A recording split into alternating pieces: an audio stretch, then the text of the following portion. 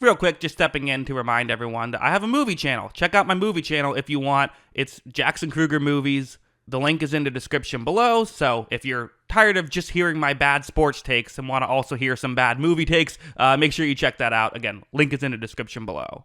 All right, let's talk about Will Anderson Jr. In this video, really what I want to talk about is how good is he as a player now? What does he do? What makes him so good? And also, how good can he get? What is his ceiling for the Houston Texans, who really took a massive gamble to get him? Of course, they traded this year's first round selection to make sure that they had a higher first round pick 2 years ago to be able to get both Will Anderson Jr. and CJ Stroud. That was the debate heading into the draft. Which one are they going to get? They decided to trade up and get both of them. And it was essentially a massive gamble. It really was. Because if Anderson and Stroud both flopped, that they were not a playoff team, they probably would have had a high pick. And, if D'Amico Ryans also flopped, they could have been contention for a first overall pick again, perhaps. But not only did all those guys hit, they were fantastic. And, of course, the head coach and the quarterback are going to be the two guys to get the most attention. I really think we have to give a lot of attention to Will Anderson Jr., and I want to talk about again, as I said earlier, how good is he and how good can he be? So we'll get into the film. First, let's just do some quick numbers before we get into the film. His box score stats, very good. Not dominant. 7 sacks is going to make people say, okay, that's a solid rookie year, but nothing crazy. Again, you can't just look at sacks. Well, sacks are a very fun stat. There are better indicators of success, such as we can use PFF grades, which I know aren't everyone's cup of tea, but tend to be pretty good year in and year out at predicting who are the best pass rushers.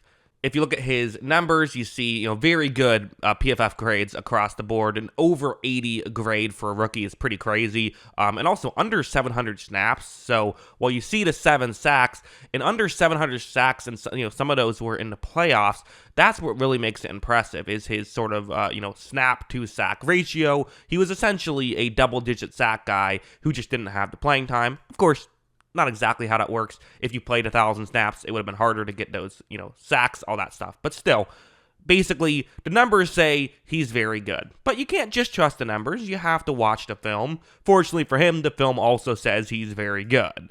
Like, heading over to this play, we'll start off here, where the way this play is designed to work is you see the blocking concept on the screen. The center is going to be starting off blocking towards the offense's right. And that's what Anderson is doing. This is called a stunt or a twist, whatever you want to call it. There's like 7 names for it, but we'll call it a stunt here, as the interior defensive lineman is mostly trying to just clear up space to hopefully get a clear out, scenario for Will Anderson to be able to just run straight for the quarterback.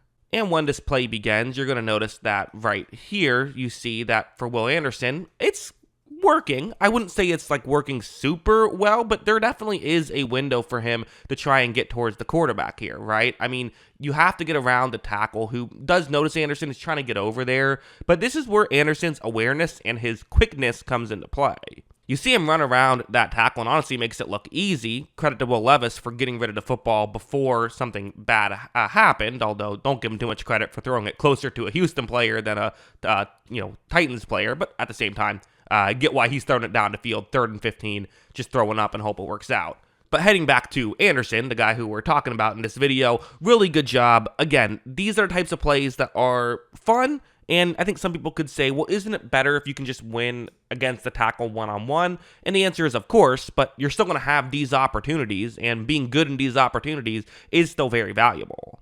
And also heading over here, he can win just straight up one-on-ones. In fact, he can win even when it's not just a straight up one-on-one. So this scenario, you have a tackle who's going to be blocking him. And to be clear, what I mean is when I say he can win when it's not just a straight up one-on-one, isn't like that last play where he's in kind of an advantage, but the other way around. A halfback will be chipping him on this play, so it's actually a disadvantage for Will Anderson heading into the play. So, okay, showed you an advantage last time. Let's show you the other side.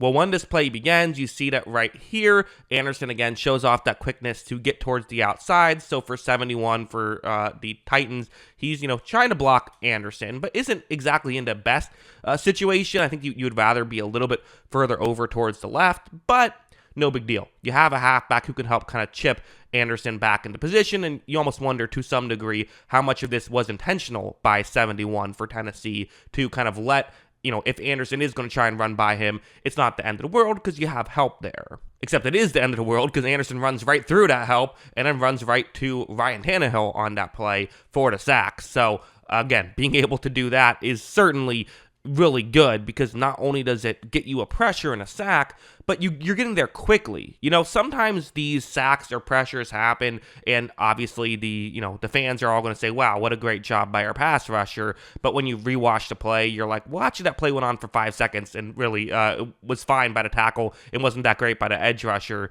It was more so the coverage who deserves credit. This one, not one of those examples, and a lot of Anderson's sacks and pressures were because he was getting there before the offense had time to make a play, as opposed to the other way around.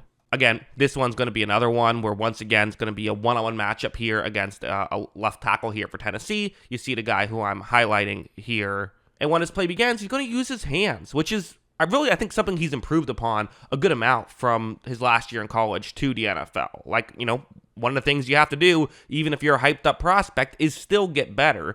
And while I would say his hands were good at the college level, you don't get to be a great college player without having hands usually. I think he's gotten better in this aspect of his game. Watch him swipe that outside arm away, gets past that tackle, and gets right to Tannehill for another immediate sack. And again, immediate sacks are just game changers. They really are. Sacks always help you. There's no such thing as a bad sack. There's no such thing as bad pressure.